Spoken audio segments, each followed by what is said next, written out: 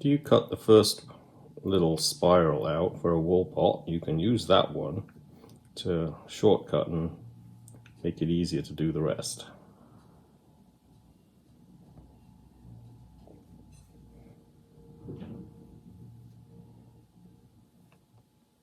I always hate throwing these little shapes out thinking I could stick them on, sprig them on, but I never do it. And then just an X-Acto knife. I sold 2 wool pots this week, so I'm going to have 16 new ones to go in the gallery in a week or so. These will be nice Christmas presents, I think. You never know.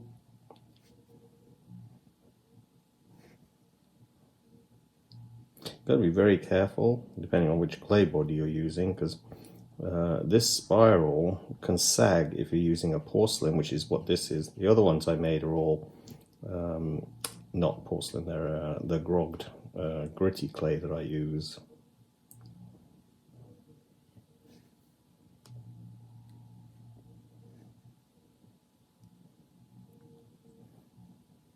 This is actually getting a little tricky.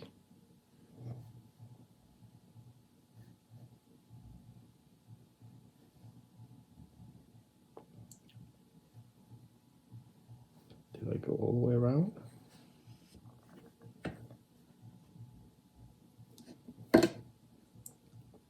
And then be careful pulling, because you can crack that little end off there. So when I'm lifting this piece, I push back with the pin tool.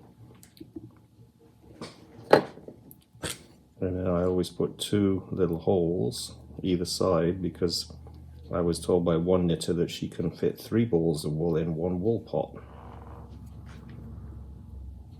Got feedback.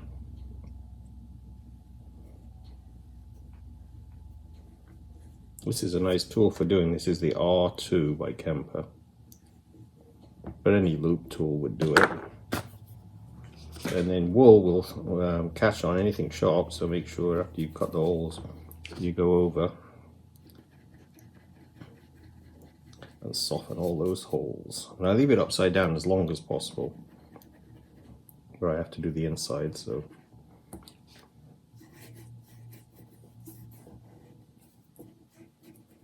you're just getting rid of the burr. I mixed a couple of new glazes this morning too, a purple from John Britt's book and a chun celadon, which I'll be playing with during the winter, because I'm doing so much carving and chattering recently. I thought I'd better have a nice celadon green type glaze.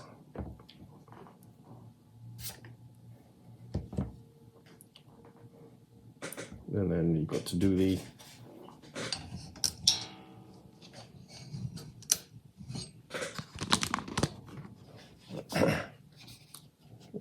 inside, so just push your brush back in there, make sure there's nothing sharp. It's November 11th today, Armistice Day. And we still have flowers. In fact, it's about 17 degrees today. It's warm, and that tells us we're getting a tropical system coming up the coast. So tomorrow we'll have 70-kilometer winds and heavy rain.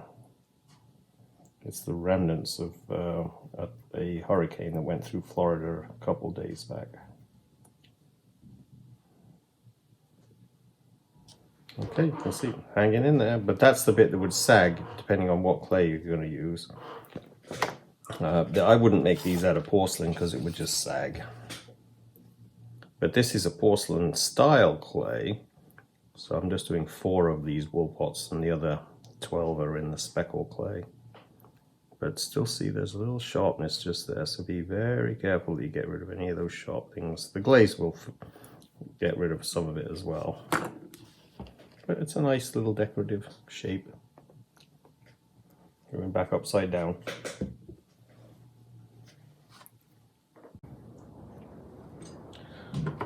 Morning. It's born at Westcote Bell Pottery in La Haye. Bill Wright Tools sent me these new chattering tools because I was playing around with this one, and these are two slight variations on it in that there's an angle to the tool. So basically this is flat on, and these have a couple of different angles to them. They're very similar, but the angle's opposite on this one to this one. So basically it should give different marks. So I'm going to play with them, and I've never used them before. They're brand new. So let's see what we can do with them. Okay, I'm going to try this one where that's how you hold the tool, and so as you can see the angle is going away from you.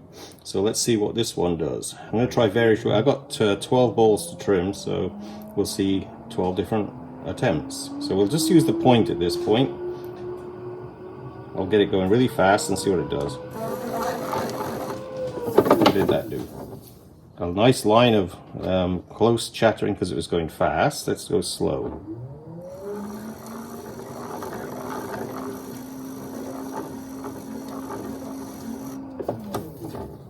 Similar marks, so let's see. When I'm chattering, if I don't like something, I'll just trim it out anyway. So you can do that, just playing with something, you're basically just seeing what it will do.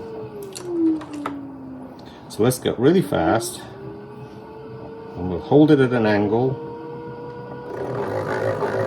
go all the way down.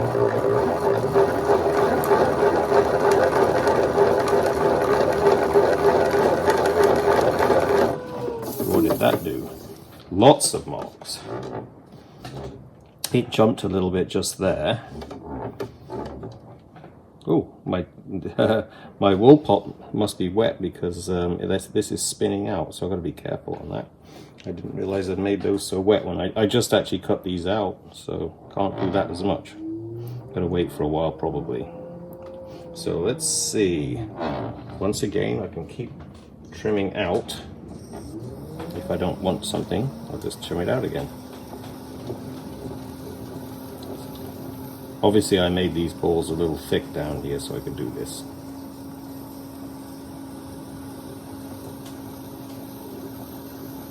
It's not all gone, but it's smoothed out quite a bit. Okay, where would we be without duct tape? It even sticks to leather hard clay. Isn't that amazing? That'll stop the little bit of clay from falling out. So I'm not going to trim too much off because I want to play, but I do want to define my mark where I want to go to, and that'll give me a chance of stopping in time. Let's get the middle out.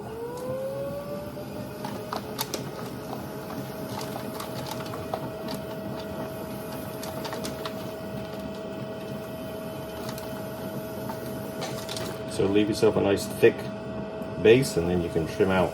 When I first made pottery, I never did that. I was trying to save clay, so I used to throw really thin at the bottom, because you know, you get started on pottery, the materials are, it's actually the cheapest part of our process, but you know, it's expensive to buy a box of clay. I've always recycled my clay.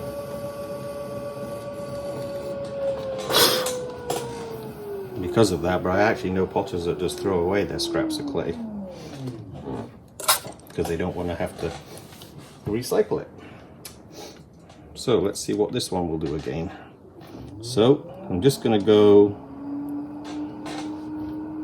at a slight angle with the tool pointed towards me. Am I recording? Yep, there we go. And then I'm going to rest my arm on my leg and then make it go at this speed and then just take it down.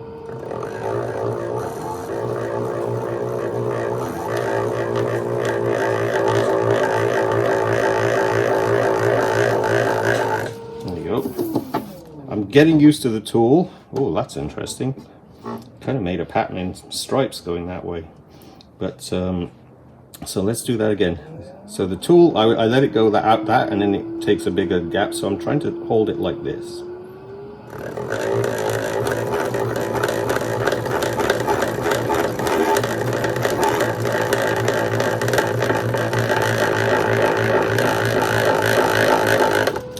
see, tell it likes it better down there. Oh, that's nice. Hope you can see that. Yeah, that's nice. I think I will just leave that one the way it is and do another one. But and of course you can actually just go in afterwards and just make a deeper indentation in one place. It's like a little band at the bottom. I don't know if it's starting there. And even try and do it there.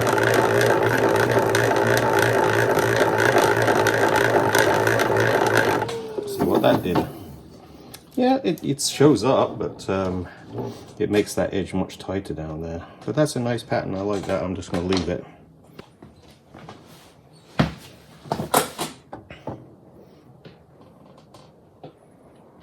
Duct tape is like, if I ever have to go into a shelter for an emergency, just don't forget the duct tape.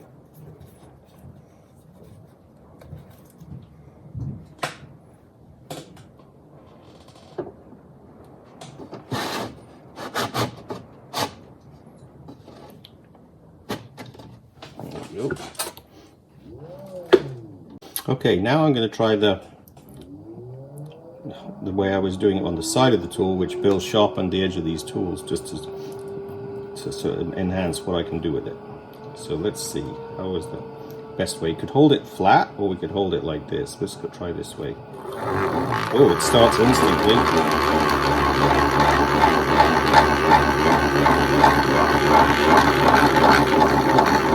Wow, it started instantly. Oh, wow, look at that. Wow, that was quite dramatic.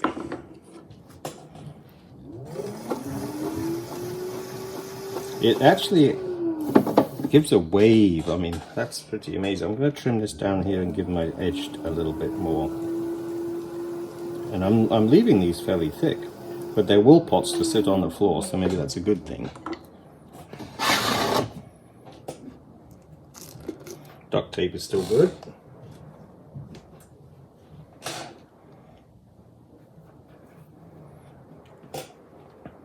I think you can see that. That's pretty dramatic.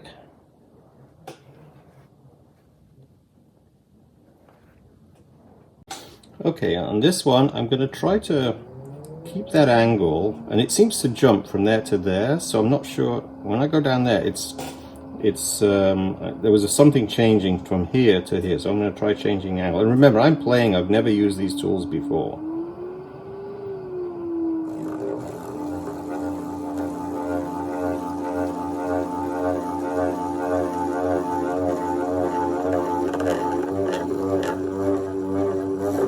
So it jumped right at the last minute.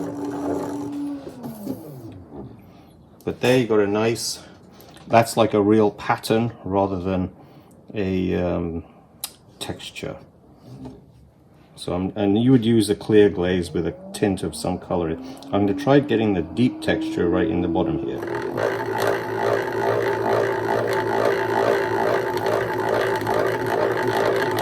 I do like to have definitions from changes in zones of decoration. So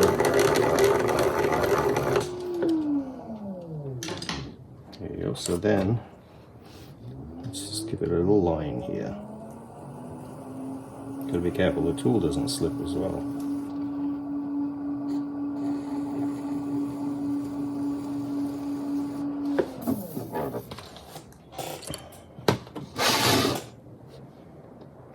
Oh, I like that. Look at this. And how quick that was. Thank you, Bill. That's a nice tool. And imagine there's 3 different marks I've created just playing with this tool in, what, 10 minutes or so. Get my duct tape off. So duct tape and a can opener if we ever have to go into a shelter.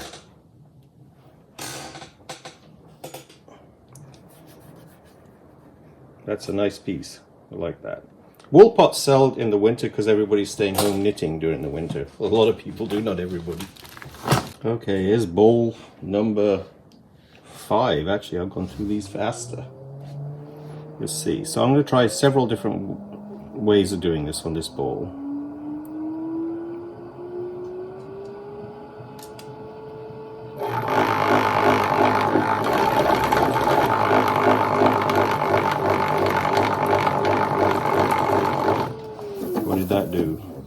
That's what I got with that other tool, so that's interesting.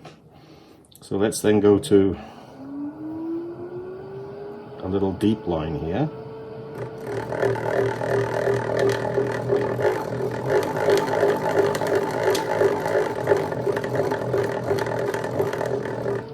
What did that do? That's a slightly different mark. We can define it afterwards. And then what else did we do here? Let's do the light pattern making mark.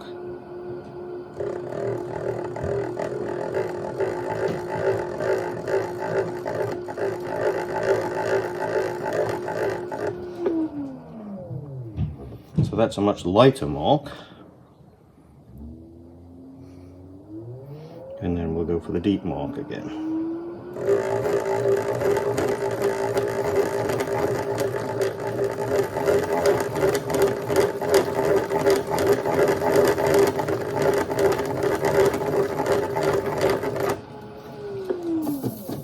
Tool was jumping a lot there, but it made a nice mark. So then we'll go in with the trimming tool. I'll see where I'm going to define some edges. It's about here. I think we had another one here. And then we had another one here. So what did that do? So there's a little bit of burrs coming out, so I'm going to lightly pull that over the top there to get rid of any sharpness.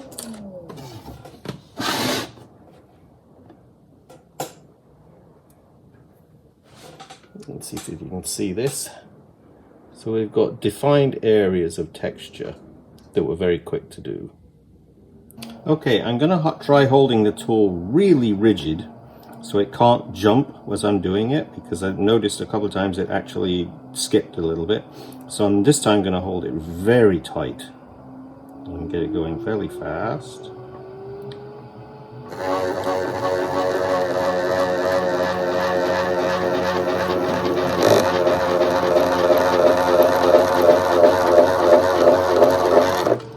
So that's one pass. Oh, look at that again.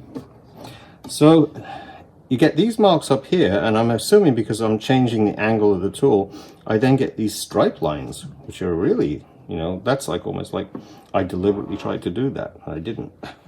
So, but that was a very interesting way of doing it. So then we can actually work in, we can take that as our basic pattern, and then I can, like I said, I can actually go in and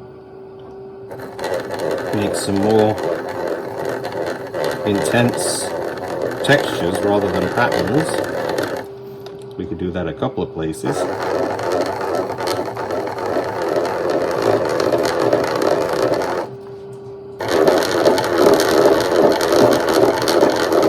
God, I've never seen a tool that vibrates that much. That's pretty amazing. And then we go in and we just define a couple other places.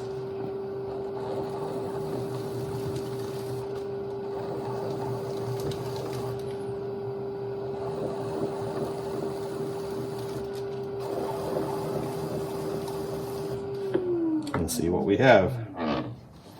Yowee. Let's get the duct tape off. Maybe that's a bit distracting. Let's hope we can see these.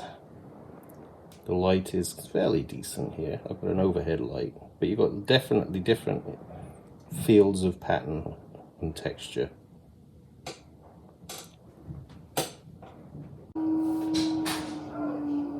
Okay, this is the actual tool that is the opposite direction. So let's see what this one does. Whoa, that pulled in hard. And again. So I guess you got to be careful on that one. Oh, look at that. Yeah, got to be careful on that one. You can get rid of it easily.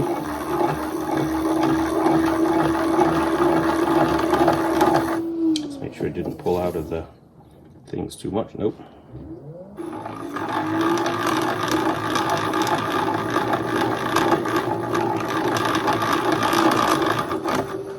Yeah, if you get the angle down, so I'm going to hold it at a different angle.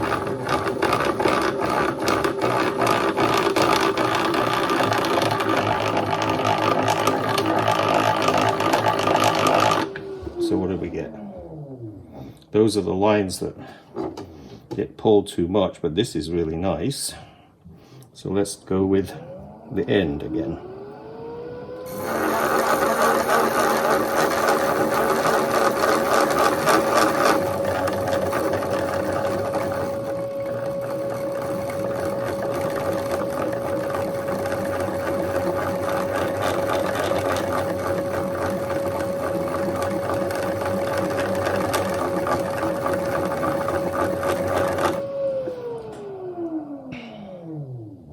So that's a nice texture there. So what am I going to do about those lines? That's why you leave it really thick, because if you don't like something, I can just go in and erase it. So I'm doing these videos like scratch, because I do not know what I'm doing at this point. I'm playing, which is what everybody does when they first get something.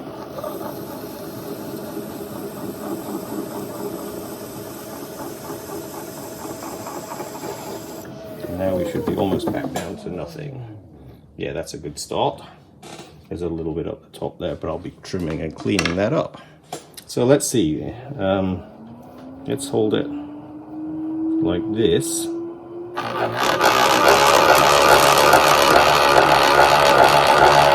Oop, did it again. Did it leave the lines? Yes, it did. So it can dig in really deep.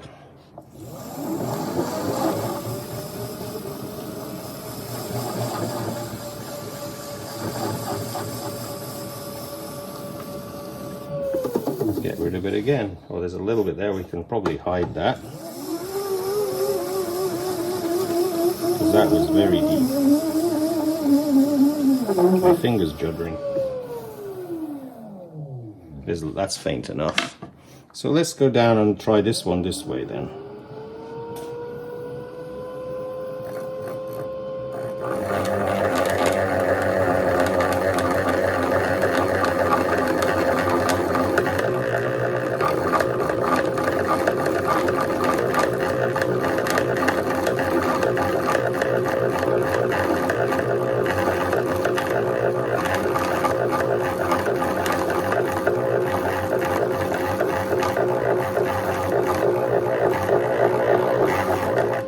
What do we have? That was hard to control, but it gives you a really nice texture. Not a pattern, just a texture. So I'm going to tidy this up now. I worked on that one a lot, so I think we've done as much as we can do.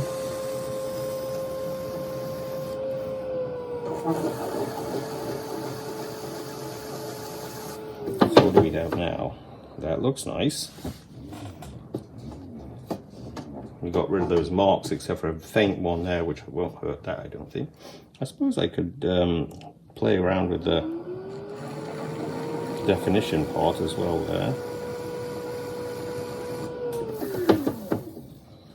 Yeah, that's like a finishing edge. So I'm going to hold it really gentle this time. Let's see whether we can get this to work. Now it's got to go at an angle like that here, but I'm holding it very gentle this time.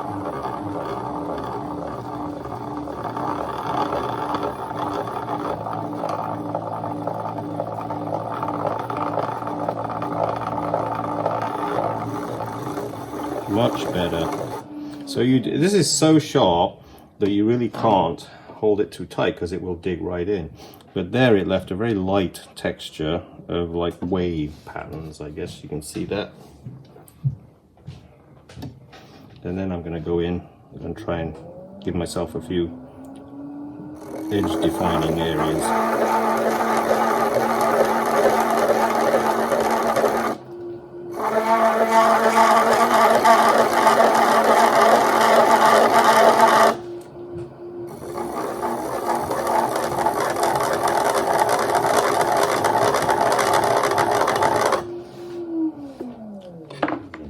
Yeah, that's nice. Now I'm going to define it again. Of course, this is just a preference, a personal choice. If you want to define the edges and make it tighter, you may like it quite loose.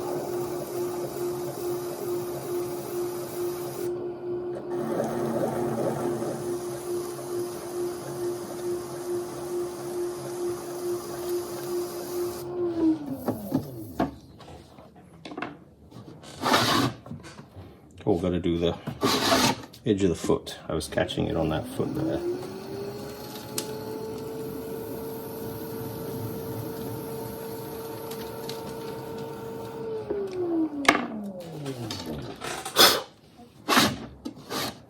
So, get the duct tape off.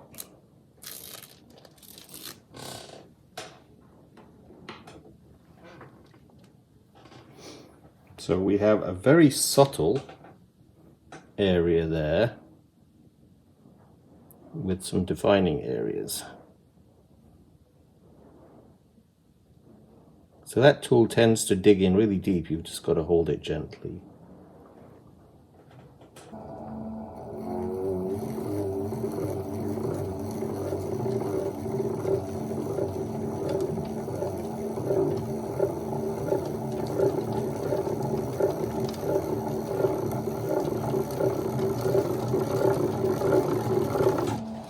Okay, that one was to try and make more of a pattern. That's nice in itself. I'm playing, so I'm going to get rid of it again.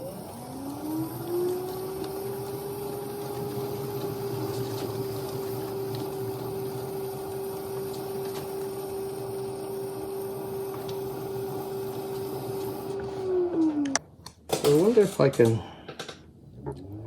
move it down faster and get a pattern. Get the wheel going fast and just go down fast.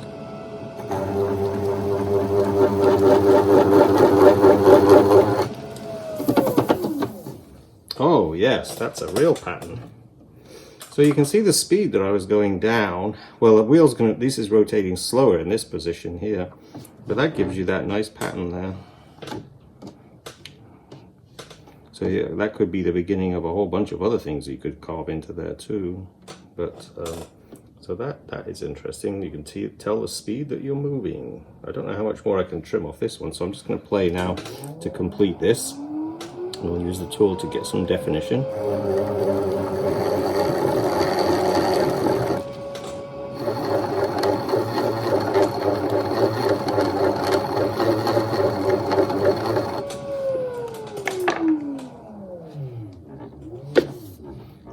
To get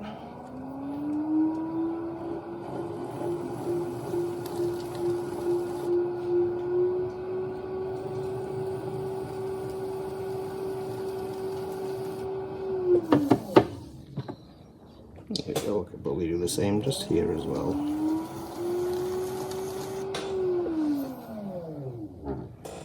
All right, take this off.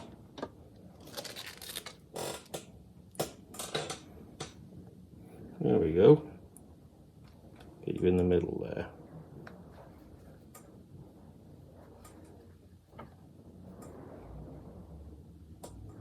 So you've got some nice different areas of texture.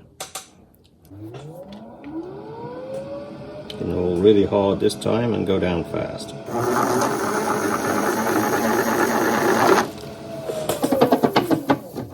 Oh yeah, that's much more even pattern.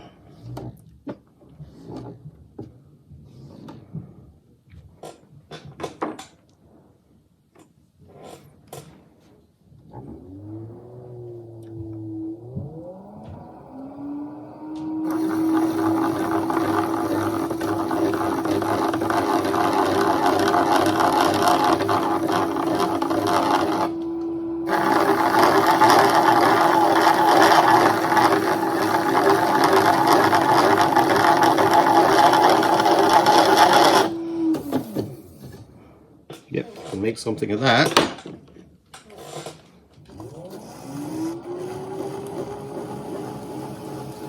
Define that little area there, and then I think yeah, I think I'll go with this one there. I'm just trying to decide on how to define the edge.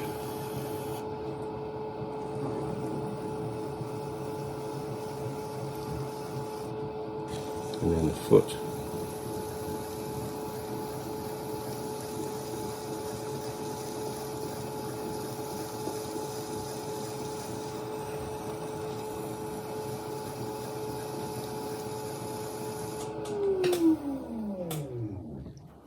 Okay, that looks finished.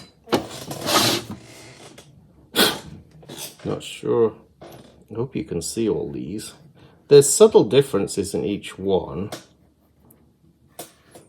And once you get the hang of this, obviously you can do this onto the rims of plates and things, which is what I'm looking forward to trying. And also the inside rim of bowls too. This is my last bowl, and this is the tool that I had to hold very lightly because it digs in, because it's angled at the piece, it's at the clay itself, so it digs in quite hard. So I'm playing with this one just to see if I can get it to not dig in as much. And just kind of do a light texture, like a wave texture.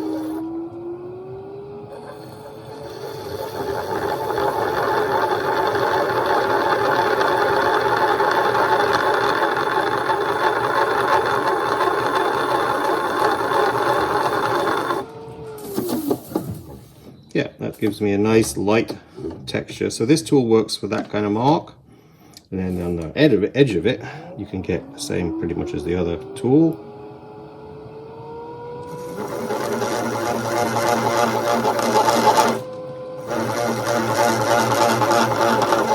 Let's go the same up here, but we'll try and make more of a pattern.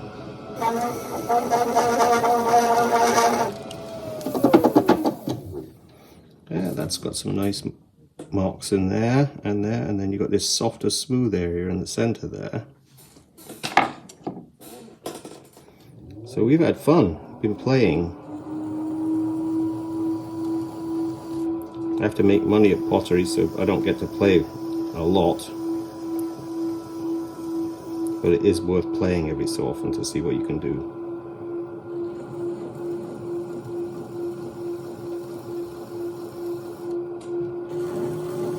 Actually, one of the most important things that we can do as potters in a busy career of making money, as well as doing what we love to do, is finding time to play. And doing craft fairs, when I used to do those, I never had time to play.